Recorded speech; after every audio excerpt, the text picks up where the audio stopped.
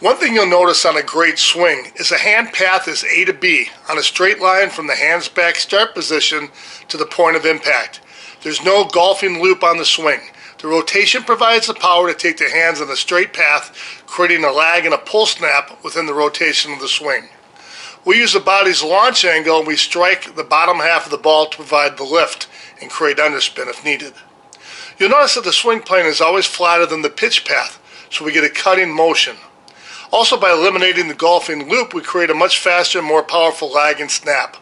Baseball purists will say, take the knob to the ball, but in reality, if you watch slow pitch great hitters, the hands to the ball is more accurate because the bat head will often lag below the hands initially and catch up and level off right before the point of impact. A simple tool that you can use and make on your own is a simple guide rope. We've used this for a long time. And watch B.J. Falk, he wants a higher pitch, so his hand pass is going to go flatter than the pitch, but right up to the strike point, the point of impact. Bat head catches up, there's a lag and a snap and a whip through. Now this gentleman here has a very defined uppercut. Watch the knob go down, come back up. It's a loopy swing, and what he's trying to do really is match his swing plane to the path of the ball. See that? What he's going to do typically is going to ride over the top all the time. Now, he improved a lot after this, but those were opening swings, and that's what we see in a lot of hitters. You have to have your swing path be much more level. Let the ball drop into that point, like Bret shows right there. B.J. Falk lets that ball drop in front of him and lower, and he aims at the low impact point, cuts through the ball, and his swing is much faster because he's a lag to snap. There's a lower pitch, Belladella's hands go right at it, hits the bottom of the ball, and that's what creates the lift. Look at the hand path, straight, see the bat head drop down below, but it'll catch up and level off. That's why you want to think hand path always to the ball. As fast as you can, A to B, create the lag. It's a pull snap driven off of the hip rotation, and you're able to get a lot of impact and a lot of speed going in that swing. Okay, so something you can make is just make a guide rope to swing across to get you out of a loopy swing into a proper angle. We use 3/8 inch shot cord. You can see Abby, that's the way you tie the knot to it. Put a heavy hook on the end of it so it doesn't break, and then you can just hook it between 2 points. It'll stretch about 50% of what its original size was.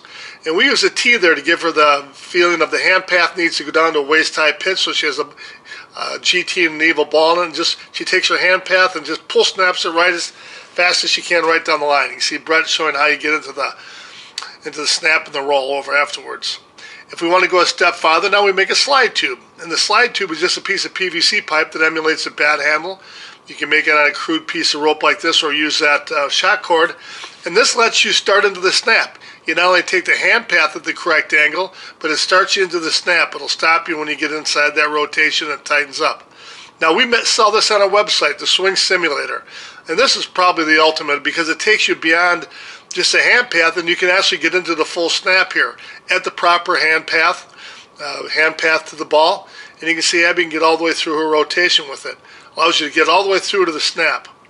Palm up, palm down. You see on the rotation, she's snapping within the rotation, but it's just a phenomenal piece of equipment. You see Steve using it here in one of our swing makeover camps.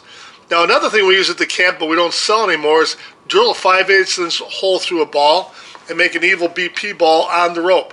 We use 3/4 inch rubber hose as a shock absorber and then a heavy hook.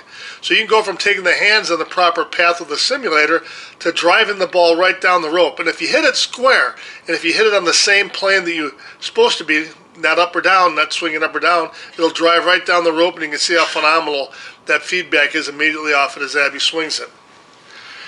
And so there, the progression takes your hand pass straight to the ball off the GT and the evil balls. Look at how great Abby's swing looks. And then when you go out live, the progression will finish up with being able to hit the top or the bottom half of the ball for underspin, whatever you want to get. So let's talk to a few of the top pros. I introduced them to this, and let's see what they say about using a guide rope. We definitely could. I got room in the freezer.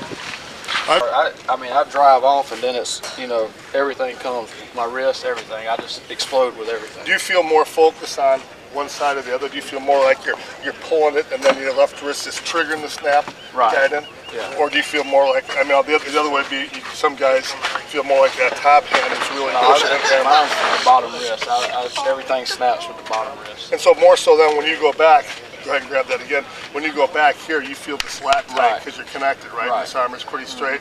And so then you go, you turn you right here, and then boom, you feel a real violent pivot right there, right? Yeah. Because you and I talked about this the other day. If you watch hitters, everyone has the same fundamental. Your back elbow is coming in hard, right? It's coming down and hard.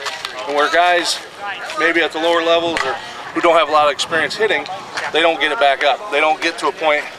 All of a sudden it just keeps dropping, and you get this. And don't you think that's from not driving the hands, the hips driving the hands forward? Yeah, it's just slower through that zone. Or for you, you know, you got more of a pull stab emphasis. But Yep. if you had to warm up before a tournament, take about 3 or 4. Notice how it gives you a good ability to you're getting some resistance. It feels better than just swinging the bat. You can feel, you know, you're clean through here, and then you can start to feel it tighten up as you start to come out a little bit. But yeah, I can see where that keeps you in the hitting. You put an Easton on that, you know, and put a Bret Helmer and Easton on that. You got something for the kiddies for Christmas. I might have to have a little higher tensile rope. I don't know if I could make it through with this thing. But yeah, I think that's a good working tool. It's really a swing, you know. Yeah. You can pretend you're going backside even. You can put a second bungee on if you want more. The perfect thing to get your hand started, because so many people want to go here and swing long and around the ball. This here, you got to get those hands where we talk about the knob, or popping the balloon with that nail out of the bottom of your knob. Perfect for that, because that's where the hands are going. See how the hands are going right to the ball? And that's what you want. What exactly are the wrists doing? Show us in slow detail. Right here, this wrist is the one still that's dominant because it's still pulling the bat through to this point. And then when I get to contact, so you're feeling this start to turn. That turns, like this? that turns, and then the top wrist comes over. Right, but as you go into impact, this one actually will probably turn more than this will hammer more palm up, and this will turn a little bit more, right? It'll be up and down at contact. Yeah, so this one here, it looks subtle. They say palm up, palm down, but there's a hell of a lot more action in there, John, Johnny, than people would think, isn't there? Yes, a whole lot more, because it's just like, if I was going to hit, like say you're just going to try to backhand somebody. So if I'm here, do I want to try to kind of backhand them like that, or do I want to really get through it? Like if I was going to karate chop you, I'm not going to karate chop you with a long arm here. I'm going to get here, and then when I get to here, that's when the impact's going to come, because I'm going to really snap it to you there. So same with the bat. I'm going to get here, then I'm going to snap it. It's going to snap through the zone there, and then the palms are up and down like they're supposed to be, and that contact's when the wrists roll through, and that's how I get the wrist action after the fact. See that when this comes through, my wrist will hinge on, it'll hinge there, like that's the hinge of my wrist there, and it'll snap that way, and that's what allows the rollover and the wrist action to follow through on the ball. Point of contact, if you're up here just taking swings without focusing on a point of contact, I might be training my hand-eye coordination to be right here. So in games, all of a sudden I'm going to be hitting the ball too far out in front of me. So it's really important when you're doing this drill to stand, realize where the point of contact is, and take your easy boom, and then snap right to the point of contact. It's exactly like using the slide tube, so that I'm doing it within the rotation. This arm is still bent a little bit, the lead arm is straight. I don't want to be up here going like this with my arms fully extended, just like on the slide tube. So it's important to take a swing, boom, focus on that point of contact so that you're making hard, solid contact right there. Yeah, I see that. That's pretty nifty. You know, Pierre, do you have any conscious effort of your wrist snapping, or is it just so fast that this hand blows by the bottom? There's no conscious effort. I don't even think about it. The continued drive and extension of the hands and the hips creates the snap, because your top hand's going to throw it by the bottom. Right. And now the only thing that I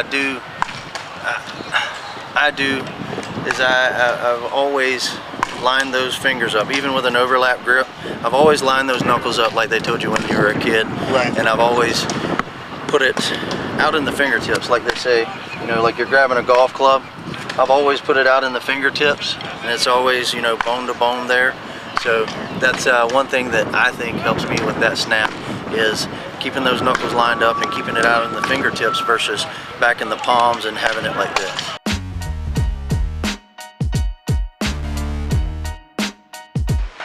I'm gonna crash and dash and kick some ass.